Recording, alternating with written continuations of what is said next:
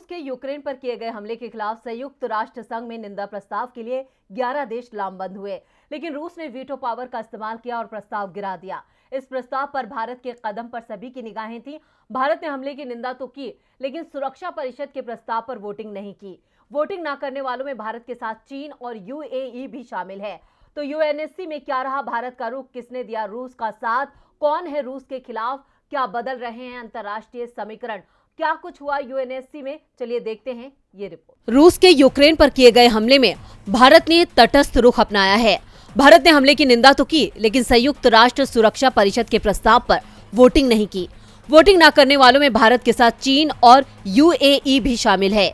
Ukraine पर रूसी हमले के खिलाफ संयुक्त राष्ट्र सुरक्षा परिषद में शुक्रवार को चर्चा के दौरान रूस ने निंदा प्रस्ताव पर वीटो लगा दिया। इस प्रस्ताव में यूक्रेन के खिलाफ रूस के हमले की कड़े शब्दों में निंदा की गई थी। साथ ही रूसी सैनिकों की वापसी की मांग की गई थी। रूस के वीटो के इस्तेमाल की पहले ही उम्मीद की जा रही थी।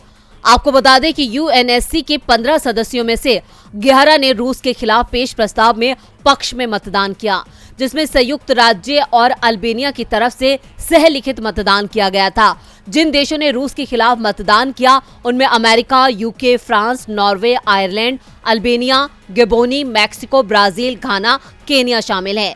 चीन, भारत और यूएई ने वोटिंग से परहेज किया। हालांकि भारत ने यूक्रेन पर हमले की निंदा की, साथ ही बातचीत के जरिए समाधान निकालने पर जोर दिया। परिषद के स्थायी सदस्यों के रूप में रूस की वीटो शक्ति के कारण ये प्रस्ताव विफल हो गया। बावजूद इसके सुरक्षा परिषद में इस बहस ने पड़ोसी देश यूक्रेन पर हमला करने के राष्ट्रपति व्लादिमीर पुतिन के फैसले की निंदा करने का एक मौका जरूर बना दिया। संयुक्त राष्ट्र में अमेरिकी राजदूत लिंडा थॉमस ग्रीनफील्ड ने मतदान के बाद कहा कि मैं एक बात साफ कर दूं कि रूस, आप इस प्रस्ताव पर वीटो लगा सकते हैं, लेकिन आप हमारी आवाज पर वीटो नहीं लगा सकते। आप सच्चाई को वीटो नहीं कर सकते, आप हमारे सिद्धांतों को वीटो नहीं कर सकते, आप यूक्रेनी लोगों को वीटो नहीं कर सकते। वोटिंग से पहले थॉमस ग्रीनफील्ड ने कहा कि यूक्रेन पर रूसी हमला इतना दुस्साहसिक और इतना बेशरम पूर्ण है कि ये हमारी अंतर्राष्ट्रीय प्रणाली के लिए एक बड़ा खतरा है। जैसा कि हम जानते हैं, उन्होंने कहा कि हमारा दायित्व है इसे हम दूर से ना देखें। हमारा दायित्व है कि कम से कम हम इस पर आपत्ति तो करें।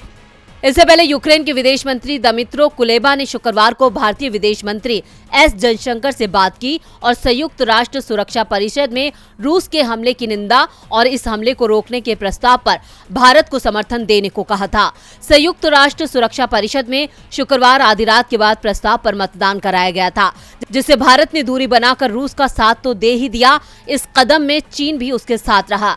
चीन और भारत के बीच भी सरहद पर तनाव है। ऐसे में रूस के मसले पर दोनों के एक साथ आने से अंतर्राष्ट्रीय स्तर पर नए समीकरण बनते दिख रहे हैं। डीबी लाइव की रिपोर्ट।